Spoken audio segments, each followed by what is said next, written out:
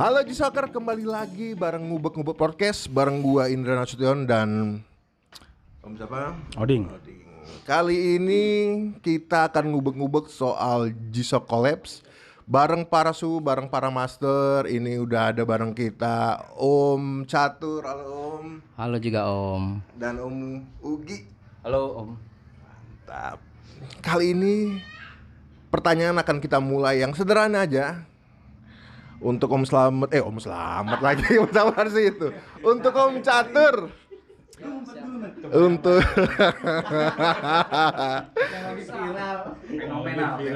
Untuk Om Catur, mulai kapan koleksi G-Shock Om? Alhamdulillah kalau saya sih suka G-Shock-nya sih ya, itu dari SMP.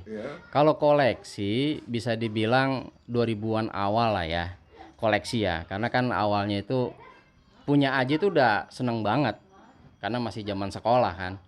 Zaman sekolah itu bisa dapat G-Shock juga bukan beli resmi sih. Dari zaman tawuran dulu, abang-abangan kita tuh, namanya gua tinggal di Jakarta kan.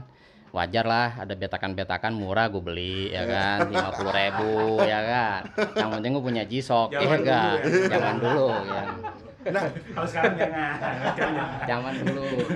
anak SMP tahu G-Shock tuh gimana ceritanya? Anak SMP kan biasanya mainnya masih Tamiya apa itu tahu G-Shock gitu tuh Ya. gimana tuh?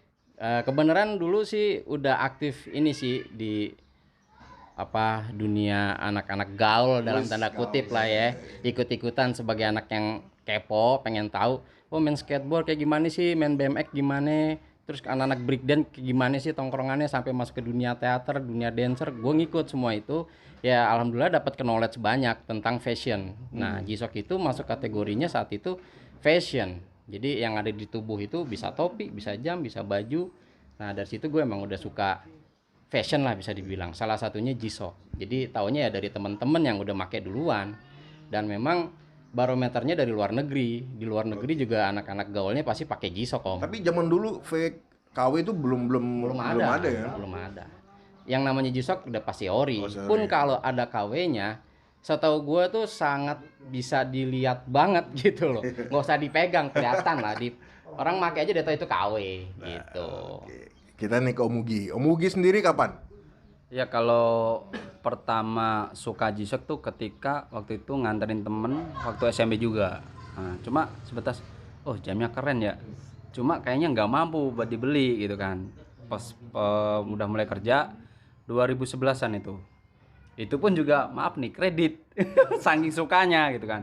Makin kesini makin tahu paham, apalagi ketemu sesama pecinta G-Shock. Sampai akhirnya untuk mengumpulkan koleksi itu ketemulah dengan yang disebut bacatur. Sampai dikasih tahu arahan, oh ternyata kalau mau koleksi G-Shock itu seperti ini. Kalau mau ngumpulin yang ibaratnya lebih ke Genre collab. ya genre collab itu seperti ini, koleksinya harus seperti ini. Jadi gitu. Berarti racun dari doi ya? Wah luar biasa. Jadi buat teman-teman kalau pengen tahu sejarah G-Shock yang collab atau yang lain, mungkin ini Bacatur lah, rekomen lah. Insyaallah. Salah satu. Pernah nggak nyari seri collab gitu tapi dapatnya baru sekian tahun gitu baru dapat. Perburuannya gimana? Perbulannya paling lama tuh apa tuh? Ada nggak? Pernah ya, tapi itu bukan berapa tahun, tapi udah dapet, tapi nggak dikirim barangnya gitu kan. Itu sampai akhirnya kita nyari lagi, sampai akhirnya bener-bener dapet. Dan itu mungkin sampai sekarang tuh versi collab yang sampai sekarang menurut gua pribadi sakti lah, karena gua dapetnya sampai berkali-kali gitu nyarinya, sampai akhirnya bener-bener dapet gitu. Iya. Itu sampai akhirnya- collabs dengan apa tuh deh? itu sebenarnya bukan dari brand brand fashion, tapi lebih ke ini produk minuman. Itu Dewi 69 kolaborasi dengan Pocari Sweat. Iya. Itu sampai sekarang itu dapat komplit, boxnya masih bagus, jamnya juga bener-bener masih mulus banget sampai sekarang. Bener-bener nos. Ini Om Catur, biasa tipe-tipe collabs dalam G-Shock itu misalnya kayak yang tadi Om Ugi bilang ada fashion, ada turunan-turunan lagi nggak gitu? Banyak Om, karena saya sih melihatnya dari sisi marketing ya. Maksudnya dari si G-Shock sendiri itu pasti kan ada target dalam penjualan mereka ya, bukan dalam sudut pandang saya pribadi ya, karena pertanyaannya lebih ke collabnya sama apa aja kan, maksudnya gitu kan. Ketika ada sesuatu yang hype di luar sana, maksudnya dalam internasional nih, hype nih kayak Coca-Cola, contoh ya, Coca-Cola itu brand minuman, sama seperti kayak tadi si Ugi bilang Pocari ya.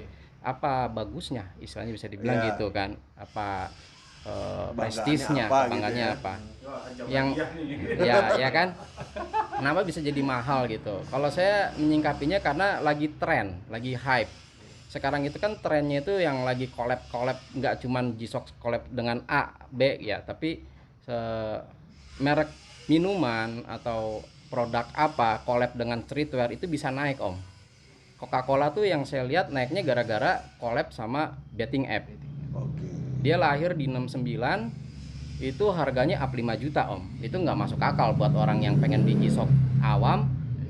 Di DW69 harganya di atas 5 juta, apaan nih kan gitu. Iya, iya. Secara tulisannya Coca-Cola ini minuman doang, padahal di situ ada betting app-nya. Jadi betting app-nya lah yang bikin jadi naik Berarti gitu. basicnya ada di streetwear ya sebenarnya. Betul. Jadi kalau menurut saya kalau bisa lebih prefer ke yang streetwear ya. Karena saat ini kan kita lihat para hypebeast itu larinya lebih ke brand-brand yang streetwear. Contoh kayak sneaker nih, banyak orang pengen ngumpulin sneaker. Rata-rata pengennya dapetnya yang collabs dengan brand streetwear juga om. Gitu. Jadi ya kalau pengen main collab, menurut saya prefer lebih ke streetwear. Itu lebih prestis. Berarti kalau es kepal Milo sama betting app terus sama G-Shock tuh bisa dikejar gitu ya? Bisa naik om. 3 brand. Cendol dawet bisa om, sama betting app kawin jadi naik. Ali-ali gitu ya. Iya. Kembali lagi ke selera masing-masing. Ya, bagi kembali. Tapi kalau menurut lu hasil collab G-Shock yang paling fenomenal kalau menurut lu? Menurut gue ya, Mastermind. Ya, karena dia tembus sampai ya harganya nggak masuk akal lah buat gue lah, sampai puluhan juta ya. Kalau yang murah kami menurut gue bukan brand sih, tapi lebih ke orang, lebih ke artisnya. Kan tembus sampai 1 miliar juga dia. Tapi kalau bicara brand streetwear, Mastermind gitu. Gokil. 1 miliar, Mbak. Berarti dia tuh sebenarnya ngincar penggemar G-Shock dan juga penggemar dari desain itu sendiri ya. Kalau saya sih sebenarnya bukan desain om, kekuatan dari brandnya om. Oh itu sebenarnya gitu Iya, ya. menurut gua G-Shocknya malah jadi dikesampingkan. Tapi ketika dia lahirnya di G-Shock yang tanpa collab pun udah mewah, contoh kayak tadi Frogman GWF 1000, Mastermind kan akhirnya di situ. Jadi harganya ya wajar sampai puluhan juta. Tanpa collab pun harganya juga udah di atas 10 juta kan istilahnya gitu. Jadi ya tergantung lahirnya juga. Sementara G-Shock itu kan kalau dibilang kingnya itu ya di Frogman. Kalau collab lahirnya di Frogman, di kingnya of Master G, ya otomatis harganya mahal gitu. Kalau buat gue pribadi yang paling oke ya menurut gue ya itu Bapestasi Frogman 82 ya, karena dua brandnya itu berat ya. Bape sama Stasi, Bape dari Jepang, Stasi dari Amrik, lahir di G-Shock yang kebenaran gue suka sama jam G-Shock ya, itu amazing aja tuh, keren menurut gue. Nominalnya sekarang berapa itu? Kalau lagi dicari-cari orang. Kalau Bapestasi di Frogman 82 tuh sekitar 10 sampai 15-an ya, tergantung kondisi saat ini ya. Kira-kira bisa keulang lagi nggak om? Collab 3 gitu. Bisa aja sih om, tergantung dari si perusahaan tersebut kan, bener gak? Kalau Ada emang Mang Oleh ya, apa gitu ya kan bisa aja, karena kan balik lagi ya jualan, ya dong. Si brandnya jualan, si G-Shocknya juga jualan gitu. Kita lihat aja nextnya seperti apa G-Shock, ya kak. Om Catur, kalau lu mau rekomendasiin orang yang lagi koleksi collabs, kira-kira apa yang lu rekomendasiin? Ya gue rekomendasiin yang menurut gue tadi bilang paling keren itu ya Bapestasi di Frogman 82 om.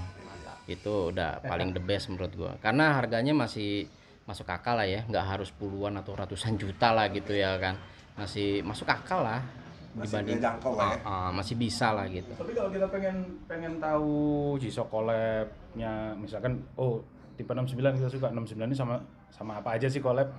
Itu kita bisa cari-cari itu di mana sih? Aja om. Googling aja. Iya, googling aja. sama sering-sering nongkrong bareng sama anak-anak yang suka G-Shock juga sih pastinya. Jadi kan kita juga perlu wawasan dari teman-teman juga ya. Jadi banyak temen, banyak wawasan, dapat knowledge, bisa sharing juga, saling berbagi ya kan. Mungkin dari gua nggak tahu, dia Om juga lebih tahu dari gua, ya kita berbagi aja sih, bisa seperti itu. Kolaborasi apa aja, Om? Streetwear, terus desain, termasuk komunitas juga ya kalau nggak salah ya? Komunitas termasuk. Kayak DW69 FIFA itu Termasuk ya. organisasi kan dia Organisasi. jatuhnya.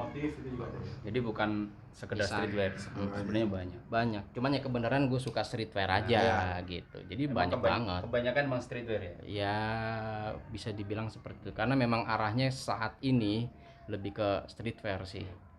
Demamnya demam ke situ. Ini sih harapannya Om Catur sama Om Mugi nih. G-Shock ngeluarin collab seri 69 atau 56 sama brand apa?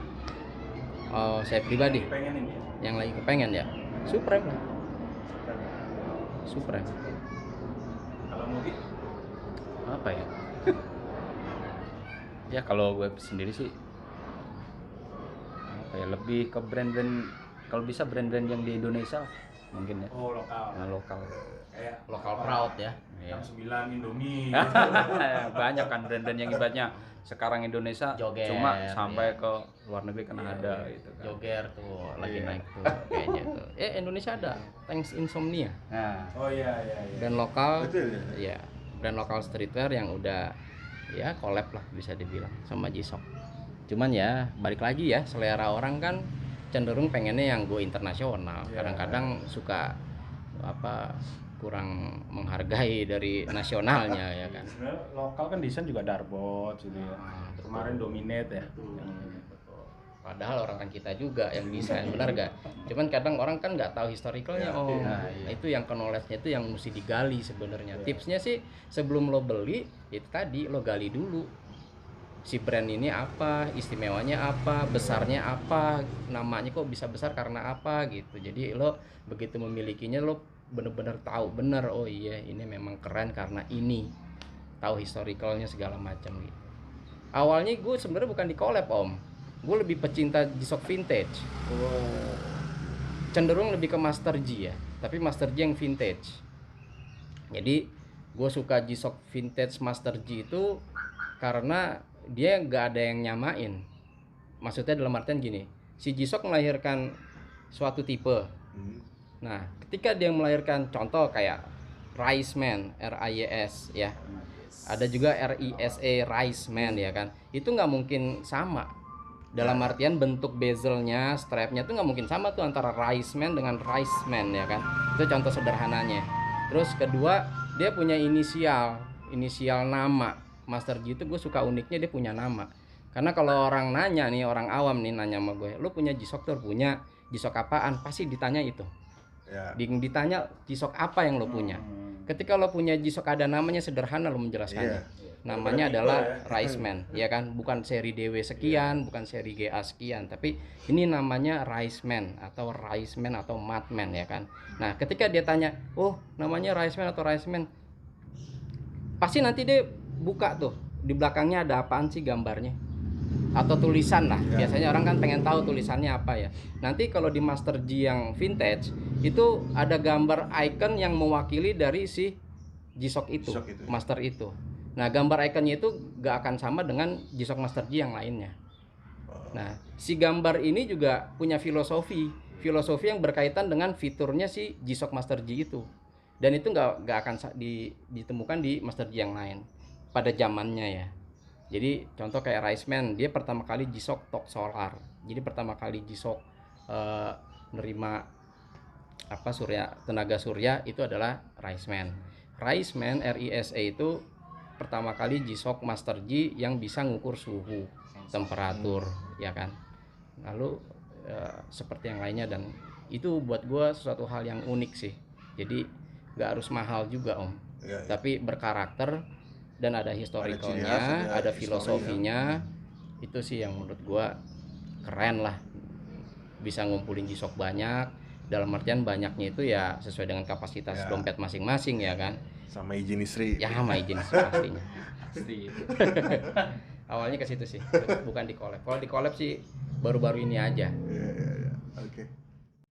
Ini Om, di Ngubek-Ngubek kita punya segmen namanya Jawab Cepat ya. Jadi Ada suara motor masuk. ya, tar dulu makanya. Jadi konsepnya adalah gua tanya 2 pilihan, lu jawab pilih salah satu. Gantian. Gantian ya. Misalnya hitam putih hitam gitu ya. Siap. Oke. Nggak boleh dua-duanya nih. Semua benar gitu. Semua suka gitu maksudnya. Lu yang tanya ya, biar gue yang ini nih. Oh iya Siap, iya. siap. Insyaallah. Om Catur. Om Catur dulu ya. Brand new atau nos? Nos, Kotak apa bulat? bulat. Baterai Toksol atau standar? Tok solar, BNB tempur tapi ori? Apa BNB baru tapi KW? harus ori. Terakhir nih, analog apa digital?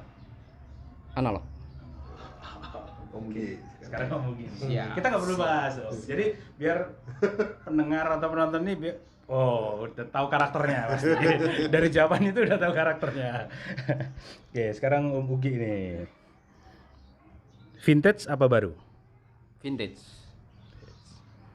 Custom apa standar? standar, Kotak apa bulat? bulat, Analog apa digital? digital. Udah 5. Udah. udah. Alhamdulillah ya. Alhamdulillah selesai. Satu lagi. Soto apa mie ayam? Mie ayam. Oke Om Catur, Thank you. terima kasih. Sama-sama Om. Om Mugi, terima kasih. Terima kasih semuanya. Jangan lupa jika teman-teman ingin rekomendasi siapa lagi yang mau kita wawancarai bisa langsung ketik di kolom komen. Saya Indra Nasution dan Om Oding. Salam pamit dari tim Ubek-Ubek. Jisok yang satu. Saudara